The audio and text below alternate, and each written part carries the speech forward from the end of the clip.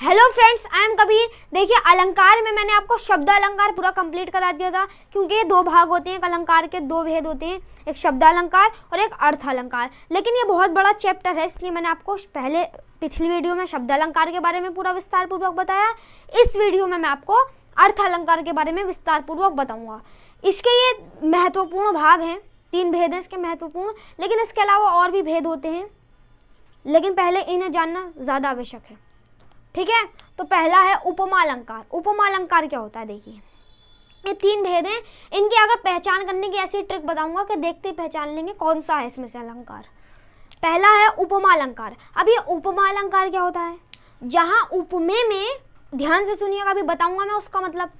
जहां उपमे में उपमान को समानता बताई जाए, उपमे में उपमान की समानता बताई जाए, जैसे यानी उपमे को उपमान के समान बताया जाए, उपमे को उपमान के समान बताया जाए। अब ये उपमेय क्या होता है?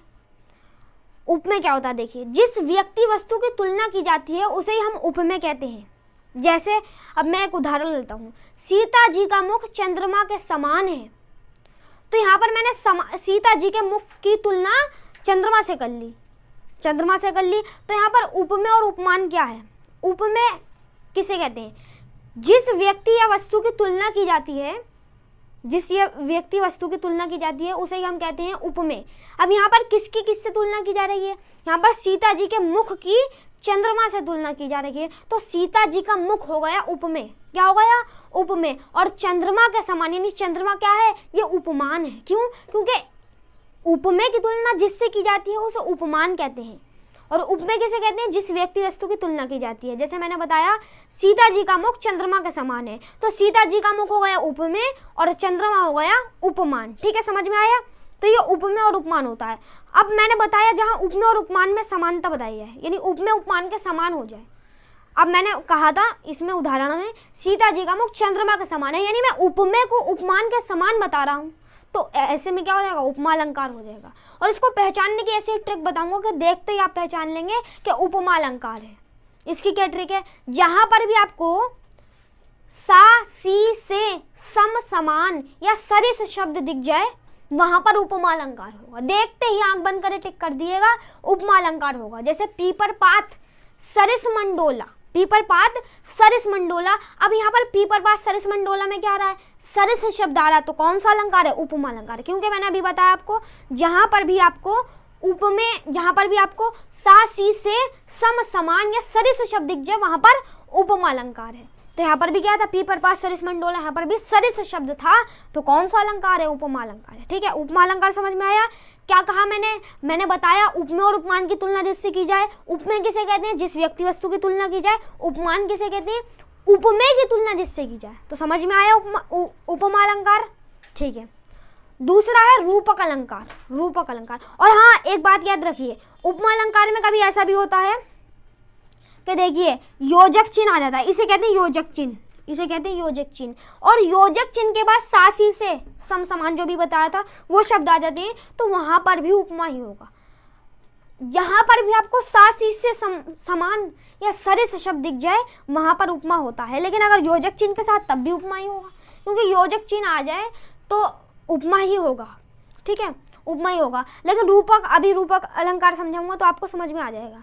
देखिए, रूपक अलंकार में क्या होता है? यहाँ पर उपमेय और उपमान में कोई भेद नहीं होता, उपमेय उपमान में कोई भेद नहीं होता, तो वहां पर क्या हो जाएगा?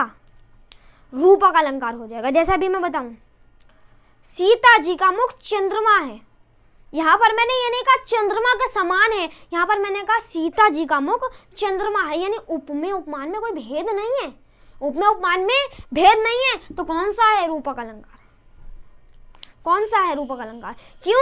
क्योंकि यहाँ पर मैंने तुलना, यहाँ पर मैंने समान शब्द का प्रयोग नहीं कहा, यहाँ मैंने कह दिया सीता जी का मुख चंद्रमा है, समान नहीं है, चंद्रमा है, यानी उपमेय उपमान में क्या नहीं हो रहा? भेद नहीं हो रहा। अब यहाँ पर उपमेय क्या था? बताया अभी, सीता जी का मुख उपमेय है और चंद्रमा उपमान है, तो उपमेय और उपमान क्या है? यहाँ पर कोई भेद नहीं हो रहा, सीता जी का मुख चंद्रमा है, भेद नहीं है, तो रूपक अलंकार। और एक और है, एक और रूपक अलंकार, एक उदाहरण और देता हूँ, चरण कमल बंदो हरिराई। चरण कमल बंदो हरिराई। और इसको पहचानने की एक ट्रिक भी है, कहीं पर भी अगर आपको योजक चिन्ह दिख जाए, योजक चिन्ह दिख जाए तो वहां पर रूपक अलंकार होगा। योजक चिन्ह इसे कहते हैं डैश को। तो जहां पर भी ये योजक चिन्ह दिख जाए वहां पर रूपक अलंकार होगा। लेकिन ये याद रखना है कि इस योजक चिन्ह के बाद सासी से समान अगर आ गया तो वो रूपक नहीं होगा। अगर सासी से समान सरिस शब्द दिख जाए तो मैंने बताया था उपमा है। लेकिन अगर योजक चिन्ह के बाद कोई और शब्द आए, सासी से नहीं आए या सम समान सरिस, तो वहां पर रूपक ही होता है, वहां पर रूपक ही होता है। जैसे चरण कमल बंदो हरिराई, तो यहाँ पर चरण कमल ऐसे लिखा है, पहले चरण ऐसे होगा और यहाँ पर योजक चिन्ह है, ये पूरा लिख के नहीं बता रहा, ठीक है। चरण कमल कमल, तो यहाँ चरण के बाद योजक चिन्ह और फिर कमल आया, तो ये जो योजक चिन्ह इसके बाद सरी से शब्द नहीं आया, इसके बाद सासी से शब्द नहीं आया, इसके बाद समान नहीं आया, तो यहाँ पर कमल आया है। इस योजक चिन्ह के बाद कमल आया है, तो इस योजक चिन्ह का बाद कमल आया, इसका मतलब रूपक अलंकार है, उपमा नहीं है। क्यों? क्योंकि अगर उपमा होता तो इस योजक चिन्ह के बाद सासी से समान आता, तो इसलिए यहाँ पर ये सासी से समान नहीं है तो रूपक अलंकार हो जाएगा। रूपक अलंकार समझ में आया? क्या बताया मैंने बताया जहाँ उपमेय उपमान में भेद ना हो, ठीक है, ये याद रखना है। तीसरा है उत्प्रेक्षालंकार। उत्प्रेक्षालंकार क्या होता है भाई? जहां उपमेय में उपमान की संभावना बताई जाए, रूपक अलंकार हो गया, उत्प्रेक्षालंकार होता है। वहां पर क्या कहा मैंने कहा जहां पर उपमेय और उपमान की संभावना बताई जाए, उपमेय में उपमान की संभावना बताई जाए, उत्प्रेक्षालंकार होता है। और इसको अगर पहचानने की ट्रिक जाननी है, मतलब देखते ही पहचान जाएंगे कि उत्प्रेक्षालंकार है। देखते ही जहां पर भी आपको, ध्यान से सुनिए, जहां पर भी आपको जनु मनु मानो जानो मानहु जानहु शब्द दिख जाए वहां पर उत्प्रेक्षालंकार टिक कर देना आंख बंद करके। मैंने क्या कहा? मैंने कहा जहां पर भी जब सवाल आता है तो ऐसे ही दे देता आपको और पूछ लेता कौन सा अलंकार है। तो जहां पर भी मैंने बताया जनु मनु मानो जानो मानहु जानहु शब्द दिख जाए, उत्प्रेक्षालंकार। जैसे थी किस अनुंग की धनु की वह शिथिल सिंजनी धूरी अहबेली बहुलताया मानो सुर की नवलहरी, मानो शब्द आ गया तो कौन सा अलंकार? उत्प्रेक्षा। जहां पर भी आप देख लो जनु मनु मानो जानो मानहु जानहु ऐसे शब्द अगर कहीं भी आएंगे तो वहां पर कौन सा अलंकार होगा? वहां पर उत्प्रेक्षालंकार होगा। तो तीनों समझ में आ गए। ये तीन मेन थे, महत्वपूर्ण जो थे, जो आपकी परीक्षा में ज्यादा पूछा जाता है, वो ये तीन है, उपमा, रूपक और उत्प्रेक्ष। देखिए अभी मैंने आपको उत्प्रेक्षालंकार बताया था, ये बहुत महत्वपूर्ण थे, लेकिन ये भी बहुत महत्वपूर्ण है, ये भी परीक्षा में बार बार पूछा आता है। चौथा है मानवीकरण अलंकार। अभी तीन अलंकार बता दिए, चौथा है मानवीयकरण अलंकार। इस मानवीकरण में क्या होता है? यहाँ पर निर्जीव को सजीव में बदल दिया जाता है, निर्जीव वस्तु को सजीव बना दिया जाता है। जैसे जब जब बाहें उठी मेघ की, जब जब बाहें उठी मेघ की धरती का तन मन ललका है, जब जब मैं गुजरा पन घट से पनिहारिन का घट छलका है। अब यहाँ पर जब जब बाहें उठी मेघ की, मेघ कैसे कहते हैं? बादल को। तो क्या बादल की बाहें उठ सकती हैं? नहीं उठ सकती। यानी बादल तो एक निर्जीव वस्तु है, लेकिन उसको सजीव बना दिया, उसको हमने सजीव में परिवर्तित कर दिया। जब जब बाहें उठी मेघ की, अरे मेघ की बाहें कैसे उठेंगी? मेघ तो खुद निर्जीव है, निर्जीव वस्तु है मेघ, तो उस सजीव में परिवर्तित कर दिया है। तो कौन सा अलंकार है? मानवीकरण। ठीक है, तो यहाँ पर याद रखना है, क्योंकि मेघ शब्द आ गया, मेघ क्या है? बादल। तो बादल की क्या बाहें नहीं उठ सकती? बादल की तो बाहें उठ ही नहीं सकती। लेकिन इस निर्जीव चीज को, इस निर्जीव वस्तु को सजीव में हमने क्या कर दिया? परिवर्तित कर दिया। तो कौन सा अलंकार हो जाएगा? मानवीकरण। ठीक है, अगला है विरोधाभास अलंकार। इसमें क्या होता है? जहाँ पर दो विरोधी तत्व एक जगह पाए जाए, जैसे जे नीचे है चले ते ऊंचे हो, यानी जितना नीचे चलोगे उतने ऊंचे हो जाओगे।